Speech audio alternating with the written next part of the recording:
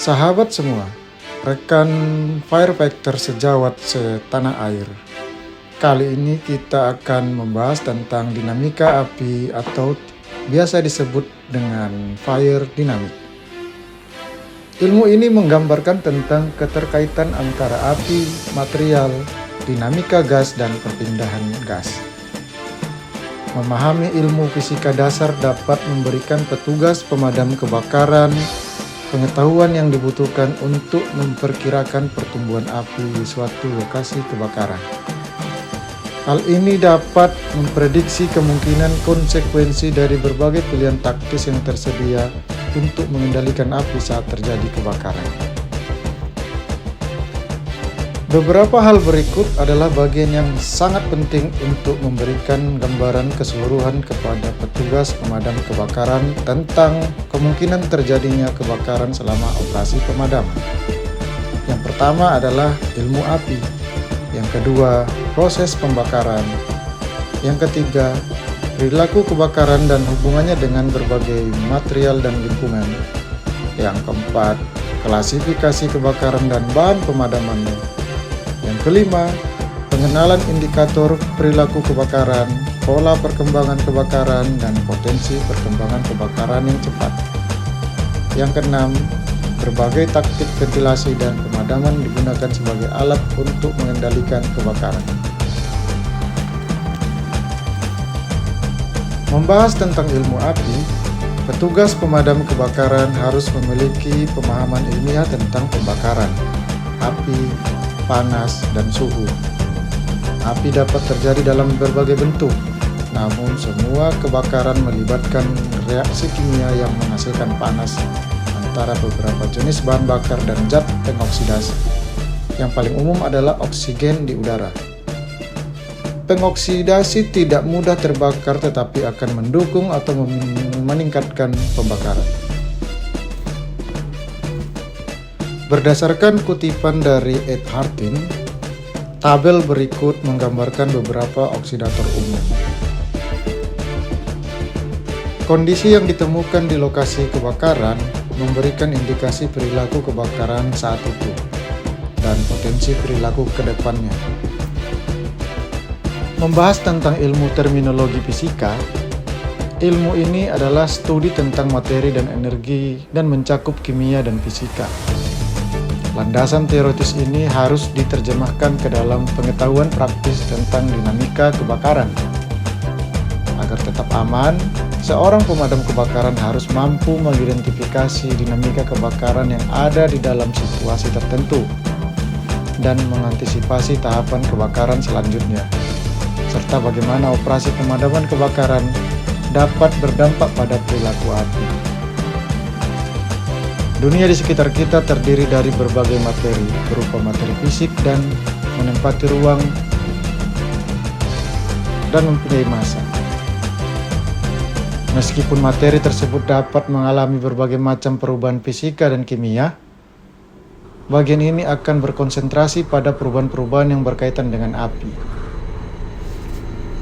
Perubahan fisika terjadi ketika suatu zat tetap sama secara kimia tetapi berubah ukuran, bentuk, atau penampakannya. Contoh perubahan fisika adalah air membeku, cair menjadi padat, atau air mendidih, cair menjadi gas. Reaksi kimia terjadi ketika suatu zat berubah dari satu jenis zat menjadi zat lain. Misalnya dua zat atau lebih bergabung membentuk senyawa. Sedangkan oksidasi adalah reaksi kimia yang melibatkan kombinasi zat pengoksidasi, seperti oksigen di udara dengan bahan lain. Oksidasi bisa terjadi secara lambat, seperti penggabungan oksigen dengan besi sehingga membentuk karat. Atau jika secara cepat, terjadi pembakaran metana seperti gas alam. Energi adalah kapasitas untuk melakukan usaha. Usaha terjadi ketika suatu gaya diterapkan pada suatu benda dalam jarak tertentu atau ketika suatu zat mengalami perubahan kimia, biologi, ataupun fisika. Dalam kasus panas, usahanya berarti menaikkan suhu suatu zat. Bentuk energi diklarifikasikan menjadi potensial atau kinetik. Energi potensial mewakili jumlah energi yang dapat dilepaskan suatu benda pada masa selanjutnya.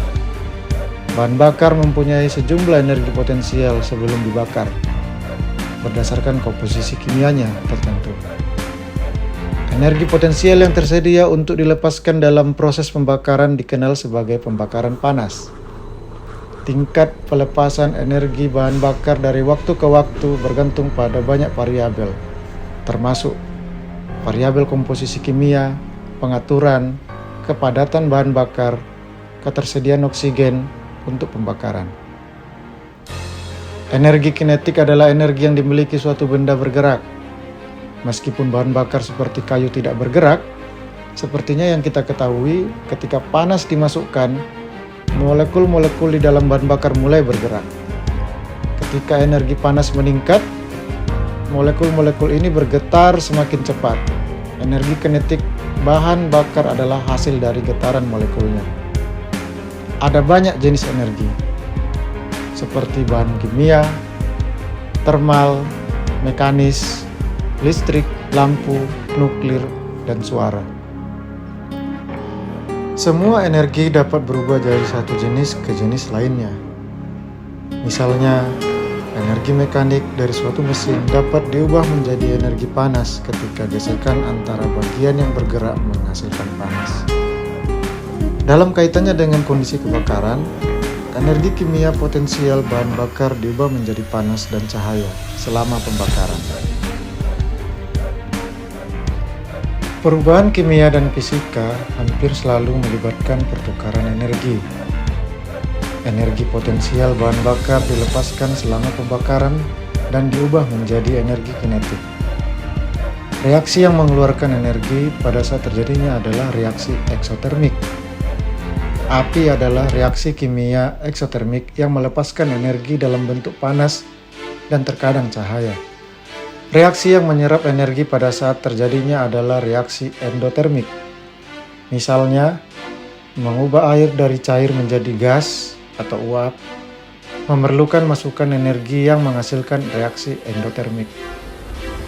Mengubah air menjadi uap adalah taktik untuk mengendalikan dan memadamkan beberapa jenis kebakaran.